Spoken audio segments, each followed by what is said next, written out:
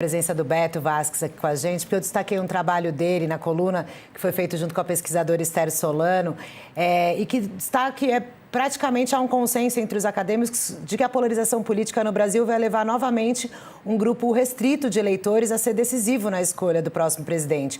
Esse grupo são os eleitores pêndulos, né? O eleitor pendular, que não são nem petistas nem bolsonaristas e a cada momento tendem para um lado. Beto, como é que está o humor desse eleitor pêndulo agora, nas últimas semanas? Na coluna a gente destacou um pouquinho lá atrás, quando estava o auge ali do envolvimento do Flávio com o Vorcaro, mas já tivemos outros acontecimentos e tem pesquisa nova na semana que vem, né? Já dá para dar uma adiantada no que podemos esperar? Vamos lá, Carla. Esse trabalho que a gente fez no Instituto Democracia em Cheque visa justamente acompanhar ao longo desse ano eleitoral esse eleitor que é o que vai decidir as eleições. A gente viu depois do último Datafolha que mesmo com todo o escândalo do Flávio, da aproximação do Flávio com o Vorcaro, a diferença entre o Flávio e o presidente Lula é muito pequena.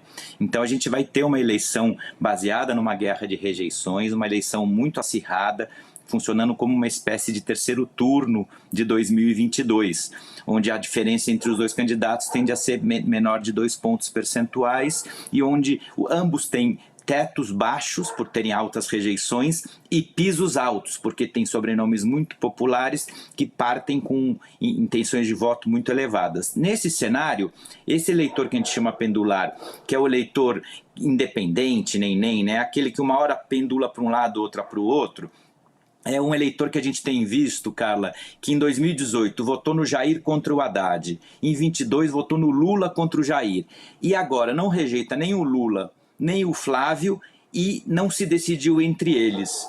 Então é um eleitor que vai estar chamado a decidir essas eleições. A gente nas últimas semanas observou duas grandes questões.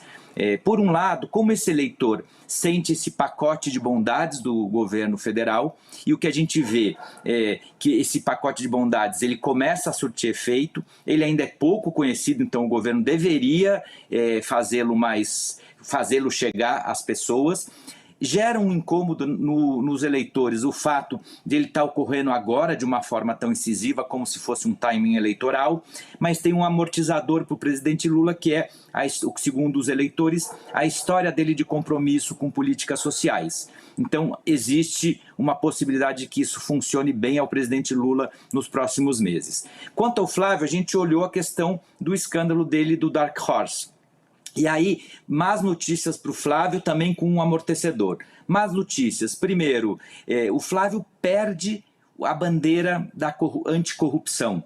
A principal bandeira de campanha do Flávio até agora era dizer: eu vou acabar com a corrupção do Lula e do PT, que tinha ficado nesse imaginário coletivo desde a Lava Jato. Com isso, o Flávio se constrange em poder, porque cada vez que ele abre a boca para falar de corrupção, o pessoal fala: e o que você fez com o Vorcaro? Então ele perde essa bandeira. Esse é um primeiro problema para ele. Um segundo é o que a gente diz que equilibrou a balança da corrupção. Ou seja, graças a isso, hoje, a corrupção que no imaginário coletivo nos últimos anos era um privilégio digamos assim, do discurso dos políticos da direita tentando atacar a esquerda, graças a esse escândalo do Flávio com o Vorcaro, equilibrou-se no imaginário desse eleitor pendular entre Flávio e Lula. Não é mais um diferencial de nenhuma das campanhas. Isso levou um elemento extra, que é uma biografia do Flávio sendo reescrita. Até então, a corrupção na cabeça do eleitor pendular, do Flávio, era uma coisa que a gente chama em diminutivo. E contra o Petrolão, contra o mensalão do PT, a gente tinha a rachadinha. Agora não. Agora, a rachadinha que nem aparecia nessas pesquisas qualitativas que a gente faz com esses eleitores, mesmo estimuladas, as pessoas diziam: isso é coisa pequena, olha como o outro lado faz coisas maiores. Agora, com o caso do Vorcaro, ela aparece como um contínuo, então ressignifica a biografia do Flávio Bolsonaro para pior. Poxa, ele já tinha a loja de chocolate, já tinha a mansão de dinheiro, já tinha a rachadinha, saindo espontaneamente. E agora esse escândalo maiúsculo, esse escândalo master, por assim dizer, isso pega mal. Pega tão mal para o Flávio que as pessoas nesses grupos focais chegaram a dizer: olha, o Lula pelo menos não tem o batom na cueca, o Flávio tem um áudio com o Vorcaro, e um áudio que pegou muito mal, porque as formas importam para esse eleitor, Carla. E esse eleitor está dizendo, olha, aquele linguajar é de milícia.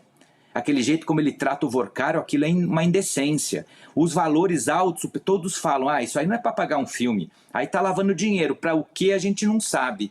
Então, gerou uma imagem muito ruim para o Flávio Bolsonaro. Qual o amortecedor? As pessoas têm um desejo nesse eleitorado de mudança. Ele é quase que um eleitor. Votou no Jair, votou no Lula, agora seria um voto anti-Lula. Então tem o que a gente chama de ventos da mudança, que poderia ainda assim fazer com que esse eleitor desse uma segunda oportunidade para o Flávio. Porém, e um segundo elemento é, agora são todos iguais, são todos corruptos, então poderia ser. Esses são os amortecedores do Flávio.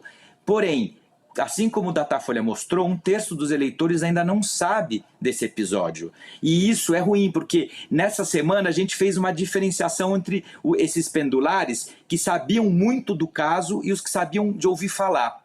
E a diferença é abismal. Os que conhecem o caso a fundo dizem, o Flávio para mim acabou. Os outros têm que trocar. Os outros dizem, não sei, vamos ver o que vai vir para frente. O que vai vir para frente esta semana, neste final de semana a gente está indo com grupos para a rua, Carla, respondendo a sua última pergunta, a gente vai olhar isso, mas vai olhar também o efeito dessa medida do governo norte-americano sobre a mudança no rótulo do PCC e do Comando Vermelho como organizações terroristas. Como esse eleitor sente isso? É algo positivo para acabar com a criminalidade?